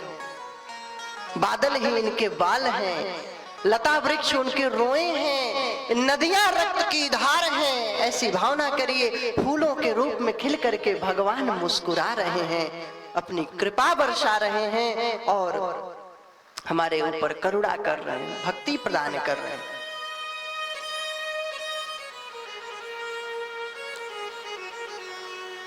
वे ही सर्वत्र समाये हैं, कण कण में व्याप्त हैं। भगवान सब जगह है। Always feel presence of God with you at any moment. Never forget that death may approach you at any moment. हमेशा इसको जानो कि भगवान सर्वत्र हैं, सब जगह। भूलिए मत, always feel presence of God. भगवान वर्तमान है, हमारे सामने हैं, इसको अनुभव करो। अब ये बताइए, रात में हम लोग सो जाते हैं, सभी सोते हैं, कभी नींद नहीं आती होगी, कभी तो आती होगी। तो सोते हैं कि नहीं? तो जब सो जाते हैं तो प्रातः काल ये कैसे पता चलता है कि आज नींद अच्छी आई थी? कौन बताया? क्या आपके शरीर ने बताया, आपके पैर ने बताया, हाथ ने बताया, मुंह ने बताया, कान ने, नाक ने, किसने बताया? आंख भी बंद, आंख देख रही थी क्या? ना। कान सुन रहे थे क्या? नहीं। मुंह चल रहा था क्या? नहीं। हाथ कुछ कर रहे थे? नहीं। पैर भी नहीं, निश्चित ऐसे मुर्दे की तरफ पड़े, सांस चल रहा है, बस बेसुध सो रहा है। ते सुबह प्रातः काल कौन बताया कि नींद अच्छी आई थी? और यही है परमात्मा और आत्मा का स्वरूप, जिसको हम नहीं समझ पा रहे हैं। वही है नारायण का स्वरूप, जो बताता है कि आज नींद अच्छी आई थी, आज स्वप्न अच्छा देखा, आज बुरा देखा। बस इसी को जानने के लिए कथा सुनी जाती है। ईश्वर अंश जीव अविनाशी, ईश्वर अंश जीव अविनाशी, चेतन अमल सहज सुख राशि, चेतन अमल सहज सुख राशि, ईश्वर अंश जीव विनाशी। भगवान नारायण का ही अंश है यह जीव। बेअंशी हैं हम, अंश हैं। वे समुद्र हैं, हम उसकी लहरें हैं। मान लिया वे विशाल सागर हैं, हम बूंद हैं, लेकिन समुद्र का ही तो बूंद हैं। बस हमको उसी को जानना है कि हम उन्हीं के अंश हैं।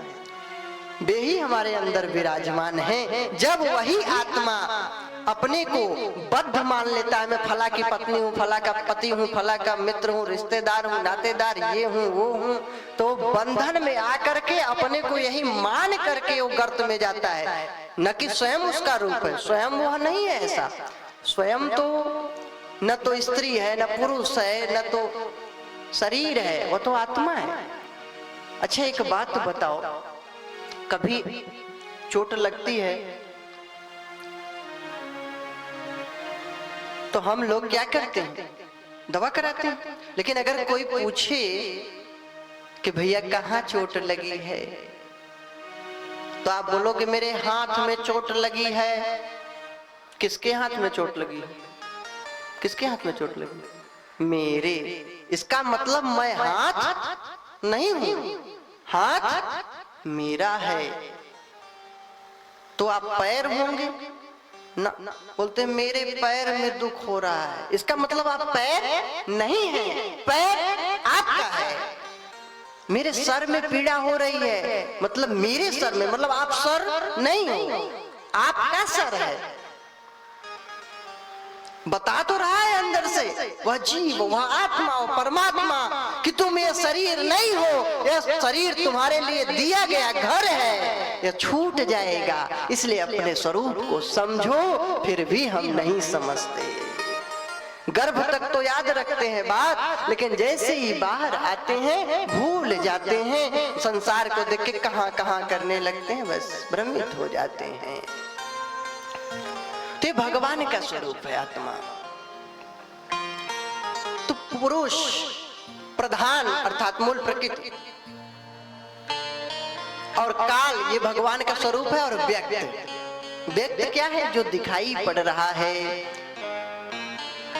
भगवान सर्वप्रथम क्षीर सागर में विराजमान महान विराट पुरुष प्रकट हुए। हिरण्यगर्भ जिसको बोला गया, उस सोने के अंडाकार वो फोड़ करके वो पुरुष प्रकट हुआ।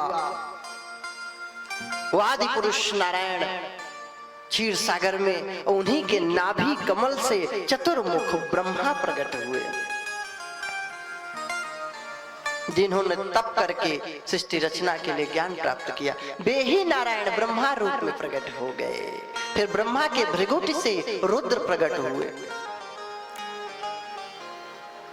रोने लगे तो ब्रह्मा जी बोले माँ रो, मत रो मत रो। तो रुद्र नाम हो गया। वे 11 रुद्र हुए। 11 सर्वप्रथम महाराज प्रधान से महत्त्व प्रकट हुआ।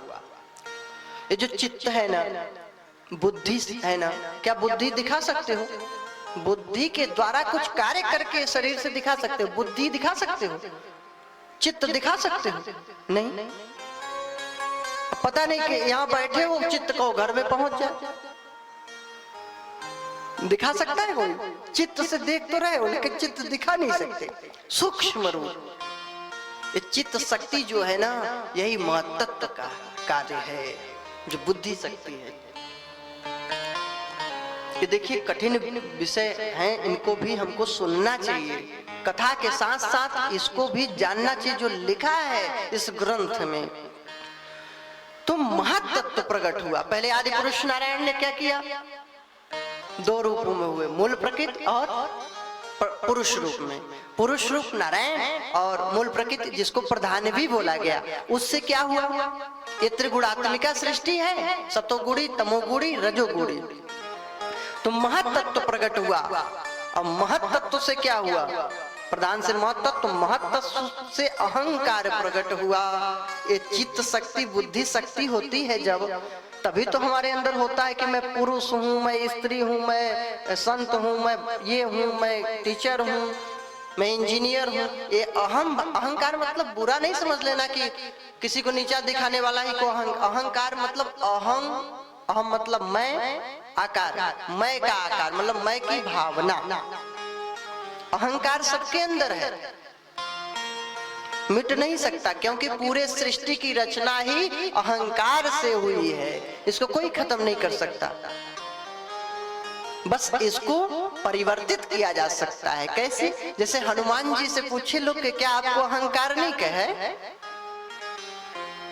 कि फिर कैसे आपका कल्याण होता है, कैसे आप भक्ति करते हैं? कहे उसी अहंकार से। तो कहे कैसे, कैसा अहंकार आपका है, बतलाइए। तो बतलाने लगे कि दासो अहम कौशलेंद्रस्य रामस्या कृष्ण कर्मणः, मैं भगवान का दास हूँ, ये भावना लाइए। मैं भगवान की दासी हूँ, दास हूँ, ऐसी भावना लाइए तो वही अहम भाव आपका कल्याण कर देगा। कि मेरे अंदर ये भावना होनी चाहिए, नम्रता, मैं भगवान का सेवक हूँ, ये भावना होनी चाहिए। तो भगवान नारायण से प्रधान मतलब सूक्ष्म प्रकृति और पुरुष भगवान नारायण, और उससे महत्त्व प्रकट हुआ। जो चित्त शक्ति, बुद्धि शक्ति जो है ना, बुद्धि और चित्त है ना, इसी से महत्त्व को आप समझ सकते हैं। और उसके बाद प्रकट हुआ अहंकार, अहम की भावना। ठीक है, भावना दिखा सकते हो क्या? ये तो बहुत सूक्ष्म जगत है, विचार है। विचार को कोई दिखा सकता है क्या? बोल के व्यक्त कर रहा है, सुन लिया, लेकिन दिखा नहीं थोड़ी सकता है। अब अहंकार 3 प्रकार का हुआ, सात्विक, तामसिक और राजसी। तो तामसी अहंकार से सर्वप्रथम क्या बना? आकाश तत्व की उत्पत्ति हुई। ठीक है, समझ रहे हो कि नहीं समझ में आ रहा है? नहीं समझ में आ रहा है? आकाश कहां से प्रकट हुआ? देखो हम शुरू से रचना बता रहे। सर्वप्रथम एक ब्रह्म ही था और वही हमेशा रहता है, उसके अलावा कुछ नहीं रहता। सब प्रलय में विलीन, सूर्य चंद्र पृथ्वी सब कुछ नष्ट हो जाती है जब प्राकृतिक प्रलय होता है। तो सब उसी आदि पुरुष परम ब्रह्म परमेश्वर नारायण में या परमेश्वरी जगत जननी शक्ति मान लो, शिव मान लो, उसी में सब समा जाते हैं। फिर वहीं से भगवान 2 रूप में हो जाता है, मूल प्रकृति और सूक्ष्म प्रकृति, और प्रधान पुरुष रूप में आदि पुरुष नारायण। फिर उसके नाभि कमल से ब्रह्मा जी, भृगुट से रुद्र शिव होते हैं। फिर इससे सृष्टि रचना होती है, प्रारंभ, जैसे पतन हो, विनाश होता है। तो मूल प्रकृति भगवान नारायण, ठीक है, वो परम ब्रह्म परमेश्वर 2 रूप में हुए, मूल प्रकृति और परम पुरुष आदि पुरुष नारायण। फिर उन दोनों से क्या प्रकट हुआ? महत्त्व, चित्त शक्ति, बुद्धि शक्ति। और उससे क्या प्रकट हुआ? अहंकार। अहंकार 3 प्रकार का हुआ, सात्विक और राजसी और तामसी। तामसी अहंकार में जब क्षोभ उत्पन्न हुआ तो उससे क्या बना? आकाश तत्व की उत्पत्ति हुई। आकाश तत्व अर्थात खाली स्थान, ठीक है। उस आकाश तत्व का गुण क्या है, ये देखो समझिए, पढ़ाई का विषय, अच्छी बात है, जानना चाहिए धर्म ग्रंथों को। नहीं हम क्या सोचते हैं, अरे ये सब कपोल कल्पित है, क्योंकि हमको सुनाने वाले सही से मिलते नहीं, न सुनने वाले। अनाप शनाप चुटकुला किस्सा कहानी सुन लिए, हो गया कथा। वो कथा थोड़ी है, उससे हमारा सनातन धर्म थोड़ी मजबूत होगा। जब हम छोटे छोटे बच्चों को अपने धर्म ग्रंथों के बारे में बताएंगे कि ये तो पढ़ाई का विषय है, ये तो रिसर्च का विषय है, ये तो PhD का विषय है, शोध का विषय है, ये कोई वैसे ग्रंथ थोड़ी है। तो महत अहंकार, तामस अहंकार से क्या बना, आकाश। आकाश का गुण क्या है, कैसे जाने कि आकाश है, यहाँ आकाश है कैसे जानेंगे, तो इसका गुण है शब्द। ये जो शब्द हमारे कानों में सुनाई दे रहा है, तो जान लीजिए आकाश हमारे पास है, हम आकाश से घिरे हुए हैं। क्यों, क्योंकि अगर आकाश नहीं होगा, खाली स्थान, तो हमारे कानों में शब्द सुनाई नहीं पड़ेगा, क्योंकि आकाश का गुण ही शब्द है, वो शब्द के द्वारा ही जाना जाता है आकाश तत्व। समझ में आ गया।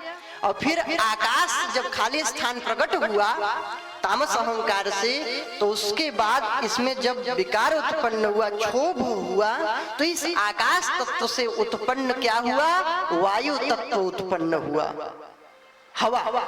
क्या उत्पन्न हुआ, वायु। अब कैसे जाने कि हवा है, हवा दिखा सकते हो, नहीं दिखा सकते। टायर में भर दो तो टायर दिखता है, हवा थोड़ी दिखता है। गुब्बारे में भर दो, लेकिन गुब्बारा दिखता है फूला हुआ है, हवा के कारण फूला है, लेकिन हवा थोड़ी दिखता है। तो कैसे जाने कि हवा है, तो उसका भी लक्षण बतलाए, गुण। क्या गुण है हवा का, क्या गुण है, स्पर्श। किसी को छुओ, किसी भी चीज को, आदमी ही कोई नहीं, किसी चीज को, तो ठंडा है कि गर्म है, कि बिल्कुल नॉर्मल सामान्य स्थिति में है, पता चलता है कि नहीं छूने से कि ठंडा है गर्म है कि नहीं। तो स्पर्श का जो गुण है किसका है, हवा का। जो स्पर्श से अनुभव हो रहा है, तो जान लीजिए हवा तत्व विद्यमान है। अगर वायु तत्व नहीं होगा तो आप स्पर्श का अनुभव नहीं कर पाएंगे कि जो है ठंडा है कि गर्म है। और एक किससे प्रकट हुआ वायु, आकाश से। किससे प्रकट हुआ, आकाश से। तो इस कारण इसमें दो गुण आ गए। कौन कौन, एक तो वायु का गुण स्पर्श, और इसके पिता का गुण आकाश का गुण क्या है बताया था, शब्द। खाली स्थान न हो तो नहीं सुन पाओगे।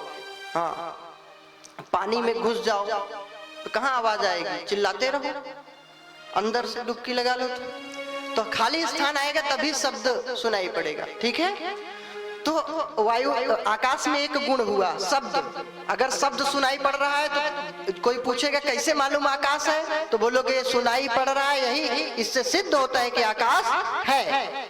अच्छा, और वायु को कैसे जानेंगे, तो जो छू रहे हैं, गर्म ठंडा का अनुभव हो रहा है, मुलायम है कठोर है, ये सब का अनुभव हो रहा है, तो बोल दो कि ये वायु के कारण हो रहा है। और पिता का गुण शब्द भी इसमें है। तो वायु में कितने गुण हो गए, दो, शब्द और स्पर्श। अब आंधी तूफान में देखिए आवाज आती है कि नहीं, तो हवा में शब्द भी है और स्पर्श भी है। ध्यान से सुनिए, बहुत काम की बात बता रहे हैं। हाँ, तो दो गुण हो गए, शब्द और स्पर्श। आकाश का गुण है शब्द, वायु का गुण है शब्द और स्पर्श, दो गुण, ध्यान दीजिए। उसके बाद अब वायु में जब विकार उत्पन्न हुआ तो उससे क्या प्रकट हुआ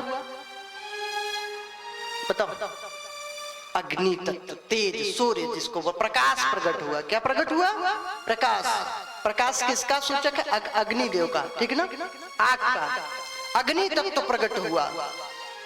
अब अग्नि का गुण क्या है, कैसे जाने कि आग है, कैसे जानते हो बताओ। अरे छुओगे तो नहीं पता चलता कि जल रहा है कि नहीं, अभी अंगुली डालो पता चल जाएगा, स्पर्श से पता चलता है ना। और कैसे पता चलता है, अभी तक आकाश वायु को हम देख नहीं पा रहे हैं, लेकिन अग्नि को देख सकते हैं, रूप है कि नहीं। और ये समझिए कि जो भी सुंदर कुरूप जो दिखाई दे रहा है सब किसके कारण, प्रकाश के कारण। अगर प्रकाश न हो, आंखें हो, तो हम कुछ नहीं देख सकते। प्रकाश हो, आंखें न हो, तब भी हमें कुछ नहीं दिखाई पड़ेगा। ये आंख नेत्र की इंद्री और प्रकाश दोनों एक दूसरे के पूरक हैं। तो प्रकाश तत्व जो है अग्नि तत्व, इसका गुण क्या है? वास्तविक गुण रूप। क्या गुण है? रूप। रूप मतलब आकार, जो कुछ दिखाई दे रहा है, ये किसका गुण है? अग्नि का। और इसके दो पूर्वज जो दादा और पिता जो लोग हुए, वायु और आकाश, इनका भी इसके अंदर गुण है। तो अग्नि के अंदर कितने गुण हो गए? 3। कौन कौन से? एक तो इसका गुण रूप का, और शब्द और स्पर्श। तीसरा नंबर आया तो इसके 3 गुण हो गए, शब्द, स्पर्श और रूप। अब इसमें जब विकार उत्पन्न हुआ आग तत्व में, तो इससे प्रकट हुआ जल। क्या प्रकट हुआ? जल। अब कोई पूछे कैसे मालूम कि ये पानी है, इसका गुण बताओ। जल का क्या गुण है बताओ? रस। क्या गुण है? रस। कहते हैं शरबत बनाओ तो उसमें मीठा है, खट्टा है, नमकीन है, ये जो स्वाद आता है किसके कारण? पानी के कारण। अगर मुख में पानी न हो, लार न हो, जीभ में पानी, जल तत्व न हो, तो आप बता ही नहीं सकते कि ये खट्टा है कि मीठा है कि चटपटा है कि नमकीन है, नहीं बता सकते। तो किसके कारण ये रस समझ में आता है? जल के कारण। जल का क्या गुण है? रस। ठीक है। तो रस जो है स्वाद, ये किसके कारण है? जल के कारण। तो जल में कितने गुण हो गए? 4। चौथे नंबर का है ना, इसके पूर्वज का भी गुण अभी इसमें बढ़ता जाएगा। अब बालक का नाम बदल जाता है, लेकिन टाइटल जो उसके पिता लोग अपना लिखते आ रहे हैं, वो सब उपनाम में जोड़ते हैं कि नहीं? नाम के साथ जो भी अपना है, मतलब इसको जातिगत नहीं समझिए, मतलब हमारे पूर्वज जो महापुरुष हुए उनके कारण वो नाम हम लोग गोत्र सब रखते हैं। तो ऐसे ये लोग भी अपना नाम, अपना गुण बढ़ाते जा रहे हैं। तो अग्नि में कितने गुण हो गए? 4। शब्द, स्पर्श, रूप और रस। और अग्नि में जब क्षोभ उत्पन्न हुआ तो क्या प्रकट हुआ? लास्ट 5वां तत्व क्या है? जिस पर बैठे हो। किस पे बैठे हो? धरती पे। धरती, मिट्टी। मिट्टी की उत्पत्ति किससे हुई? जल से। किससे हुई? जल से। इसका गुण क्या है? कैसे जाने की धरती का गुण कैसे जानेंगे? कि इससे क्या समझे कि धरती ही है, मिट्टी है? तो ये सुगंध और दुर्गंध, जो गंध का गुण है, ये किसका है? मिट्टी का। अगर मिट्टी न हो ना तो ये फूल भी खुशबू नहीं आएगा, न तो नालों में बदबू आएगा। ये मिट्टी के कारण ही इसका गुण है। सुगंध और दुर्गंध एक किसका गुण है? मिट्टी का गंध गुण है। ठीक है ना? दुर्गंध तो मनुष्य बना दिया है कचड़ा करके, नहीं केवल गंध गुण है। अब कितने गुण हो गए मिट्टी में? 5। बताओ कौन कौन? शब्द आकाश का, स्पर्श वायु का। शब्द स्पर्श दोनों है वायु में। शब्द, स्पर्श, रूप, रस और गंध, ये 5 गुण उत्पन्न हुए। अब आपको एक और आनंद की बात बताते हैं। जब सृष्टि नष्ट होती है, देखिए कितना बड़ा साइंटिफिक ग्रंथ है, वैज्ञानिक। जब भी सृष्टि नष्ट होगी, ध्यान रखिएगा, ये मिट्टी जब भी खत्म होगा तो इसको जल के द्वारा खत्म करेंगे भगवान। जल के द्वारा ही मिट्टी नष्ट होगी, धरती खत्म, क्योंकि जल से ही उत्पन्न हुई है। अच्छा ये बताओ, कुम्हार घड़ा बनाता है मिट्टी का, और जब मिट्टी का घड़ा फूट के खराब हो के मिट्टी में मिलता है तो क्या बन जाता है? क्या बनता है? क्यों बनता है? क्योंकि मिट्टी से ही बना है। जो जिससे बना रहता है उसी में विलीन हो जाता है। कार्य कारण में विलीन हो जाती, कार्य कारण में विलीन हो जाता है, यह एकदम निश्चित बात है। तो मिट्टी जब भी नष्ट होगी तो किस में घुल जाएगी? जल में, क्योंकि जल से उत्पन्न हो। अच्छा, और जल जब भी नष्ट होगा तो कहाँ समा जाएगा? आग सोख लेगा। जब प्रलय काल में ना हजारों सूर्य ऐसे उदय होते हैं भयानक, मिट्टी नष्ट होकर कहाँ विलीन होगी? जल में, और इसका गंध गुण भी खत्म हो जाएगा। और जल जब भी नष्ट होगा कहाँ विलीन होगा? अग्नि में, आग में, ठीक है ना। और जल का गुण जो रस है वो भी खत्म हो जाएगा। जो शब्द स्पर्श रूप रस चार गुण, इसके जल के गुण खत्म हो जाएंगे। और अग्नि तत्व जो प्रकाश है, ज्योति है, तो वो प्रकाश कहाँ समाप्त हो जाएगा? वायु से प्रकट हुआ। अच्छा दीपक रखो, खूब जोर से हवा करो तो बुझ जाता है, क्योंकि उसी से प्रकट हुआ, उसी में समा जाता है। तो अग्नि तत्व कहाँ विलीन हो जाएगा? वायु में। समझ में आ रही है कि नहीं भाई मेरी बात? वायु में विलीन हो जाएगा अग्नि तत्व, और इसका गुण जो रूप है वो भी खत्म हो जाएगा। और वायु कहाँ विलीन हो जाएगा? आकाश में। आकाश से ही तो हुआ था, तुम लोग ध्यान से नहीं सुन रहे हो। आकाश में विलीन हो जाएगा वायु। वायु अच्छा कहाँ विलीन होगा ये बताओ? जहाँ जगह होगी वहीं तो गायब होगा, खाली जगह में, आकाश में। तो इसका गुण स्पर्श भी खत्म। अब शब्द बचेगा केवल। शब्द भी एक ब्रह्म है। ये शब्द जो बोल रहे हैं ना, ये आकाश में तैरता जा रहा है। शब्द ब्रह्मनाद, ओमकार की ध्वनि पूरे ब्रह्मांड की रचना में ओम सर्वत्र गूंज रहा है, ओमकार ध्वनि। इसमें अ उ म, ये तीनों अक्षरों में ब्रह्मा विष्णु महेश हैं, और जो चंद्र बिंदी है वो आदि शक्ति जगत जननी माता भवानी है। तो और आकाश तत्व तो कहाँ विलीन होगा? तामस अहंकार में। फिर तामस अहंकार कहाँ, अहंकार कहाँ विलीन होंगे? महत तत्व में। महत तत्व कहाँ विलीन हो जाएगा? प्रधान में, सूक्ष्म प्रकृति में, मूल प्रकृति, फिर पुरुष, परम पुरुष में। परम पुरुष और मूल प्रकृति जब एक हो जाएंगे तो वे काल रूप भगवान परम ब्रह्म परमेश्वर एक ही कार परम ब्रह्म परमेश्वर स्वरूप हो जाएंगे। ऐसे ही क्रम चलता है। तो समझ में आ गया? ये पंचभूत उत्पन्न हुए, और फिर इनके पंच विषय शब्द स्पर्श रूप रस गंध उत्पन्न हुए। पंच विषय और पंचभूत। पंचभूत क्या है? ये भूत न समझना कि वो बोल रहे हैं हम फला हैं, ये कोई भूत प्रेत नहीं। ये भूत बोलते हैं जो पंच तत्व हैं, इनको भी पंचभूत। जैसे ये पंचभूतों में से एक मिट्टी तत्व जो है धरती, ये भी एक भूत है। और भूत बोलते हैं प्राणियों को भी, और जो भूत होते हैं वो भी तो जीव ही हैं। जो भूत हैं वो भी जीव हैं, और दिखाई नहीं दे रहे हैं इन आंखों से, बस हैं वो भी जीव। वो अपना पाप भोगने के लिए प्रेत योनि में भटकते रहते हैं। योनियां जैसे मनुष्य है, कुत्ता है, बिल्ली है, सूक्ष्म ऐसे कीड़े हैं जो बिना जो है लेंस के नहीं दिखाई पड़ेगा। उसी तरह प्रेत लोग की भी एक सूक्ष्म जगत चल रहा है, उनकी दुनिया भी चल रही है, लेकिन दिखाई नहीं पड़ रही। तो सृष्टि रचना में पंचभूत और पंच विषय हुए। फिर जो राजसी अहंकार है, अहंकार तीन प्रकार का था, तामसी की बता दे। राजसी अहंकार से ये इंद्रियां उत्पन्न, इंद्रियां पंच ज्ञानेंद्रियां, पंच कर्मेंद्रियां। ज्ञानेंद्रियां क्या क्या है? जिससे हम अनुभव करते हैं। कौन कौन? देखिए, नेत्र इंद्रिय। अब हम यहाँ बैठे हैं लेकिन आप दिख रहे हैं, ये इंद्रिय है, ये ज्ञान अनुभव हो रहा है, मतलब मेहनत थोड़ी कर रहे हैं, आंख खोले नहीं कि दिखा नहीं।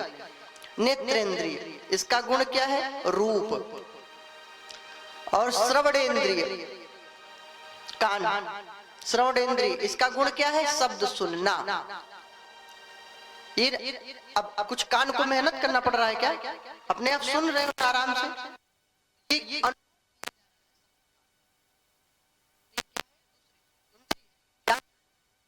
और नासिका इंद्रिय जो है, घ्राण इंद्रिय, इससे क्या अनुभव करते हैं? सुगंध और दुर्गंध का। रसन इंद्रिय, खट्टा मीठा कुछ डाले नहीं कि जीभ बताया नहीं, तुरंत खट्टा है, मीठा है, अरे राम राम, बहुत मिर्चा है, बहुत राम रस, नमक डाल दिए तो बता देता है ना जी कि नहीं? तो रसन इंद्रिय।